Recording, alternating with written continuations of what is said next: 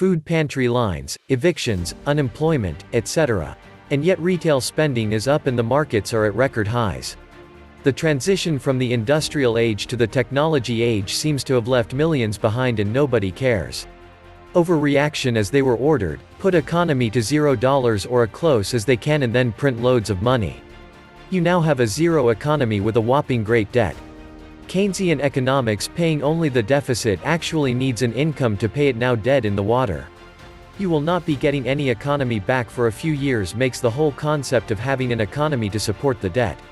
Keynesian economics is now dead in the water. The best from here on in is the Fed printing the deficit to keep it all rolling along. But it is not that. It is a transition to another economy. Digital, locked in and no property. The financial bubble was set to burst sometime soon with or without the virus. Nothing was learned from previous financial collapses with a lot of money thrown at too big to fail businesses and banks with next to no regulations put in place to avoid said issues arising again. The economy is a big abstraction, as is debt. The reality on the ground is people agreeing to exchange goods and services. This creates prosperity. The debt is an instrument injected artificially into this system by the financial industry to leech off of it. We could easily have a wonderful economy with honest money and low debt, and people would be a lot better off than they were before. I'm not excusing living beyond your means, but that concept isn't so clear-cut in this system.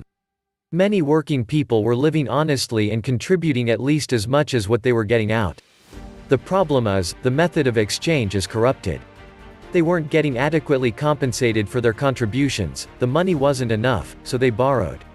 The excess productivity flowed to the money changers, sitting on top of all human exchange and taking a slice of the pie without contributing anything in return.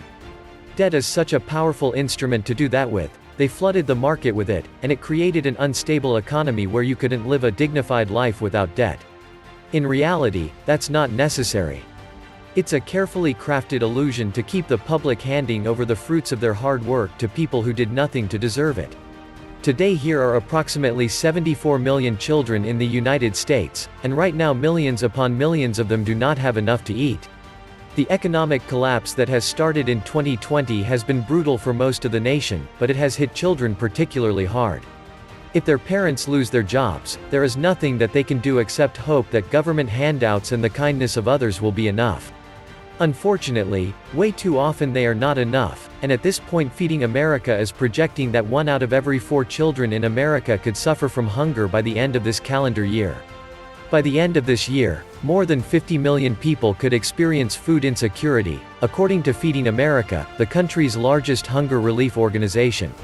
That's 1 in 6 Americans and 1 in 4 children, nearly a 50% increase from 2019. A Northwestern University study in June found that food needs had doubled nationally, and tripled for households with children. The pandemic has laid bare how many people are one paycheck or medical bill away from hunger.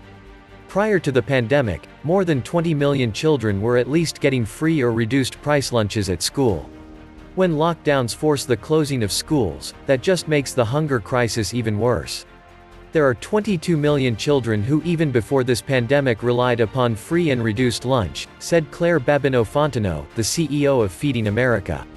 When you hear that schools are closed, not only does that mean that there are challenges for children with an education, but it also means lost meals.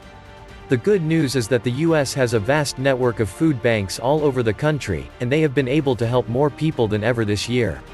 According to Feeding America, their food banks have seen a 60% increase in demand, compared to last year. But the bad news is that there simply is not going to be enough food if demand continues to soar in the months ahead.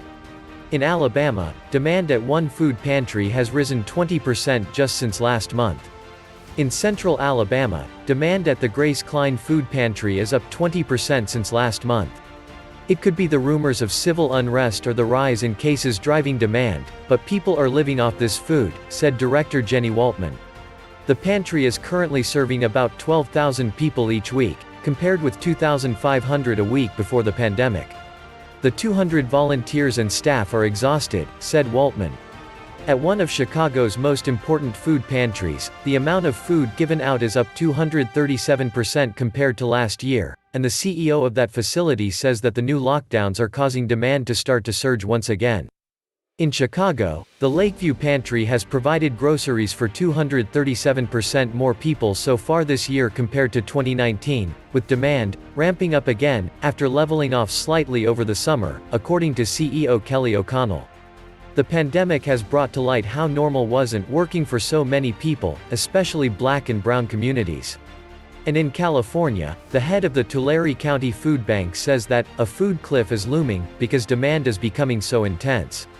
In rural California, at least one food bank braced for a food cliff that could leave it unable to serve clients heading into the new year.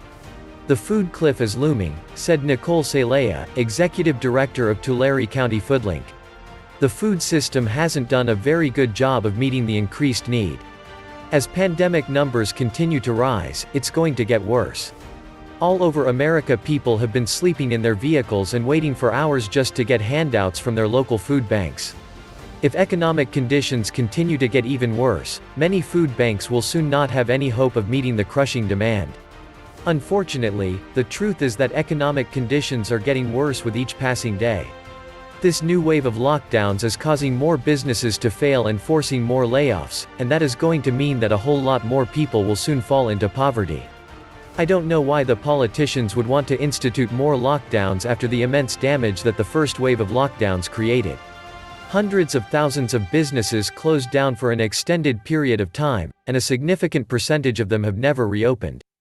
Other data from the University of California Santa Cruz shows the number of closures could be even higher, with more than 316,000 businesses closed between February and September, which puts the number of daily closures at 1,500 a day. Meanwhile, the New York Post recently reported that Harvard-run database TrackTheRecovery.org showed 27.8% of small businesses in New York haven't reopened their doors since January. In New Jersey, 31.2% remain closed. The national average, according to the database, is 29.8%. Instead of heading for some sort of a recovery, now we are heading into a dark winter, in which countless more businesses will be shuttered. It is hard to imagine that the lines at the food banks could get even longer, but that appears to be exactly what we could be facing.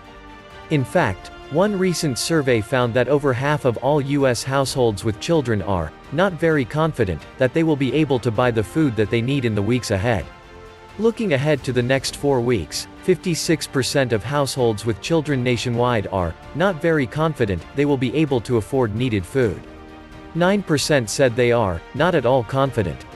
In Pennsylvania, 52% of households are not very confident. In New Jersey, the number is 55%. This is what an economic collapse looks like, and what we have experienced so far is just the beginning. We are entering a time when there is going to be such widespread economic despair, and we are all going to have to take care of one another if we hope to make it through this storm. Decades of incredibly foolish decisions are catching up with our nation, and most Americans are completely and utterly unprepared for the very painful times which have now commenced. This was the Nomad Economist. Please like, share, leave me a comment, subscribe. And please take some time to subscribe to my backup channels. I do upload videos there too. You'll find the links in the description box. You will also find a PayPal link if you want to make a donation. Thank you wholeheartedly to all those of you who have donated. Stay safe and healthy, friends.